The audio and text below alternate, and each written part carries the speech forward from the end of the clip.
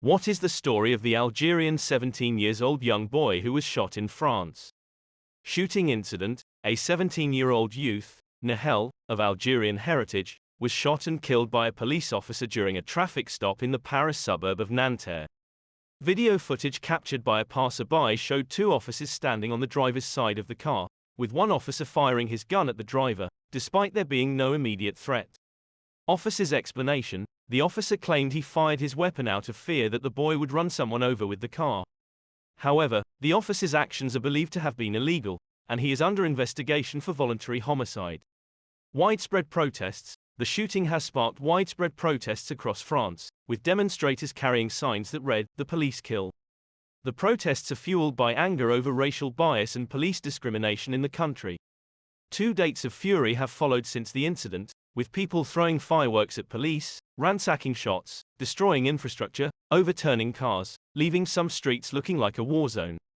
Hundreds of government buildings have been damaged as a result of the protests, reflecting the intensity of public discontent.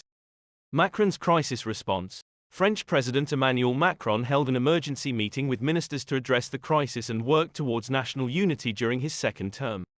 Crackdown and security measures: in response to the protests, French officials have mobilized over 40,000 police officers to patrol cities across the country. In Paris alone, 5,000 security personnel were deployed with enhanced powers to control riots, make arrests, and restore order.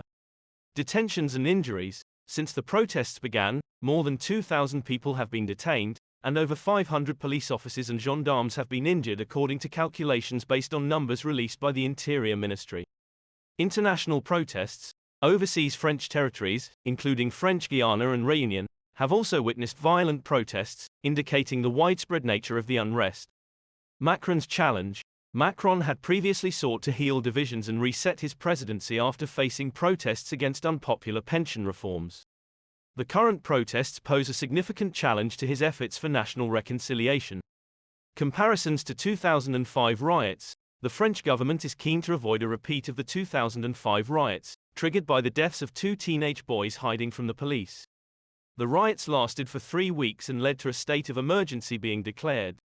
Allegations of police brutality: activists and human rights groups have long accused French police of using excessive force, ethnic profiling, and discriminating against minority communities. UN's call for action: the United Nations has called on France to address deep-rooted issues of racism and discrimination in law enforcement, urging the authorities to ensure that the use of force respects principles of legality, necessity, proportionality, non-discrimination, and accountability.